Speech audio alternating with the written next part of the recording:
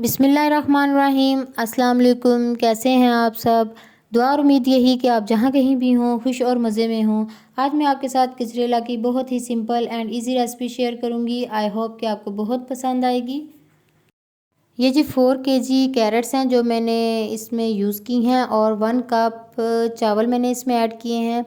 2 glass میں نے اس میں پانی ڈال دیا ہے تاکہ گاجریں اور چاول جو ہیں وہ تھوڑے سے سافٹ ہو جائیں، ٹھیک ہے۔ جب گاجریں اور چاول گل گئے تھے پھر ان کا پانی بھی خشک ہو گیا تھا، پھر اس میں نے یہ فل کریمی ملک ہے جو میں اس میں ایڈ کر رہی ہوں، یہ 3 kg ملک ہے، ٹھیک ہے۔ تو آپ بھی جب گجریلا بنائیں تو فل کریمی ملک ہی ایڈ کریں، اس سے بہت ہی مزے کا گجریلا بنتا ہے۔ اس کو میں نے ہائی فلیم پہ کر دیا تھا تاکہ اس کو بوائل آ جائے۔ جب اس کو بوائل آ گیا تھا تو پھر میں نے اس کو میڈیم ٹو لو فلیم 4 سے 5 گھنٹے کے لیے پکنے کے لیے رکھ دیا تھا۔ آپ بھی اسی طرح سے اسے لو فلیم پہ پکنے دیں، بہت ہی مزے کا بنتا ہے۔ یہ دیکھیں اس کا ٹیکسچر ایسا آ گیا تھا اور یہ لو فلیم پہ آہستہ آہستہ سے پک رہا ہے۔